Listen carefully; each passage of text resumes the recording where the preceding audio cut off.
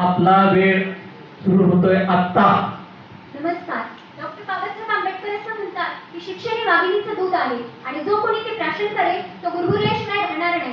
परंतु मला असं वाटतं की जर हे शिक्षणरूपी दूध जर भेसळयुक्त असेल तर ते गुरगुरणार नाही, मात्र रोजगारासाठी इकडे आणि तिकडे घिरट्या घालत बसणार आहेत. असंच मला राष्ट्रीय शैक्षणिक धोरण 2020 बद्दल वाटतं.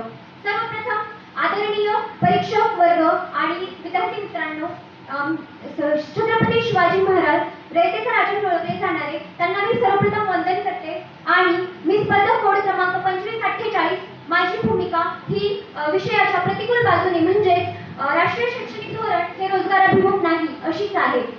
माझ्या प्रतिस्पर्धी महोदयांनी सांगितल्याप्रमाणे त्यांनी त्यांचं वक्तव्य सांगताना असा मुद्दा मांडला की शिक्षण हे आनंददायी आहे, कलात्मक आहे आणि संस्कृती जतन करणारे आहे. परंतु मला त्यांना असं सांगावंसं वाटतं, वास्तविकतेचा अर्थ दाखवून असं सांगावंसं वाटतं की आपण भारतीय देशात राहतो. भारत हा देश अनेक राज्य एकत्र मिळून तयार झालेला देश आहे.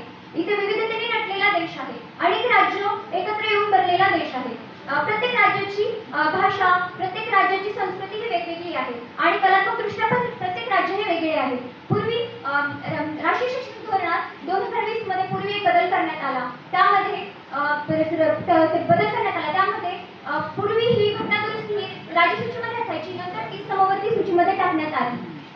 भारतीय नागरिक या नात्याने मी हे सांगू इच्छिते की येथे सरकारविषयी द्वेष नाही किंवा पक्षद्वेषही नाही, परंतु कुठेतरी केंद्र सरकारवर सर्व जबाबदारी टाकून राज्याला इथे कुठेतरी डावलण्याचा प्रयत्न त्यांनी केला असं मला वाटतं. माझा मुद्दा मांडताना त्यांनी राज्यामध्ये रोजगार करत असणारा जो तरुण वर्ग आहे, रोजगार करत असताना त्यांना विविध अशा समस्या निर्माण होतात. त्यांनी त्यांच्या समस्या राज्यात न मांडता केंद्रात मांडणे किंवा केंद्र सरकारकडे मांडणे म्हणजे ती अशी परिस्थिती व्हायला नाही जाणार का की घरात होत असणाऱ्या समस्या घरात न मांडता मुद्दाम गावाच्या वट्ट्यावर आणून सोडल्यासारखं.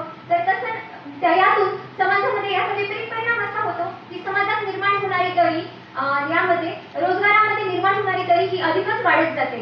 या गोष्टीकडे सुद्धा आपण सर्वांनी लक्ष केंद्रित करावं असं मला वाटतं. त्यांनी बोलताना अजून एक मुद्दा मांडला की शिक्षण हे कलात्मक आहे, आनंददायी आहे. परंतु ज्या विद्यार्थ्यांकडे कलागुणच नाही मग त्यांचं काय, त्यांना रोजगार कसा मिळणार? कारण त्यांच्या म्हणण्यानुसार कला नाही तर आनंद नाही, आनंद नाही तर विकास नाही, विकास नसेल तर मग रोजगार कसा असेल? हा देखील खूप मोठा प्रश्न मला वाटतो इथे आपण विचारात घेतला पाहिजे. या धोरणांतर्गत ज्या सर्व काही गोष्टी आहेत त्या सर्व गोष्टी खरंच अंमलात येतील का याकडे सुद्धा लक्ष करावं. कारण 34 वर्षापूर्वीचे धोरण हे 100% अवलंबलेच नाही आणि ते शक्यही नाही. कारण ते धोरण आहे कायदा नव्हे. राष्ट्रीय शैक्षणिक धोरणामध्ये बोलत असताना त्यांनी अजून एक मुद्दा मांडला की मोदी साहेब म्हणाले की 2047 रोजी भारत हा देश हा महासत्ता बनेल. परंतु भारत देश त्यांनी तुम्हा सर्वांच्या माध्यमातून तुम्हाला हे सांगावंसं वाटतं की त्यांनी कुठेतरी दुर्लक्ष केलं किंवा त्यांचा अभ्यास कुठेतरी कमी पडतोय. कारण भारताचे कुशाग्र राष्ट्रपती डॉक्टर APJ अब्दुल कलाम यांनी सुद्धा असं वक्तव्य केलेलं होतं की भारत हा देश 2020 रोजी महासत्ता बनेल. परंतु 2020 मात्र उलटूनच गेले आणि आपल्या सर्वांनाच माहिती आहे आणि तसं काही झालं नाही. त्यामुळे ही गोष्ट सुद्धा इथे प्रूफ होते, ही गोष्ट सुद्धा इथे साध्यच होते. म्हणून भारताला जर महासत्ता व्हायचं असेल तर भारताचा हा उच्च शिक्षणाचा दर हा किमान 50% होणं आवश्यक आहे. म्हणजे 23% तरुणांना रोजगाराच्या संधी आणि शिक्षणाची आवड मिळवून देणं योग्य होईल. आणि भारताचा दर हा 23.7% आणि महाराष्ट्राचा दर हा 34.9% आहे. हा दर किमान 50% झाला तरच भारत देश हा महासत्ता होऊ शकतो. म्हणून याकडे सुद्धा या गोष्टीकडे सुद्धा लक्ष द्यावं असं मला वाटतं. भारत हा देश महासत्ता होण्यासाठी तो दर खरंच वाढणं गरजेचं आहे. परंतु भारतात शिक्षणाच्या संधी उपलब्ध असताना सुद्धा तरुण वर्ग हा शिक्षण घेत नाही किंवा त्यांना शिक्षणच घेत नसेल तर त्यांना रोजगार कसा बरं उपलब्ध होईल? त्यामुळे या गोष्टीकडे आणि यामधून रोजगारच मिळणार नसेल तर मला असं वाटतं की राष्ट्रीय शैक्षणिक धोरण हे प्रूफ होतं की राष्ट्रीय शैक्षणिक धोरण हे रोजगाराभिमुख नाही.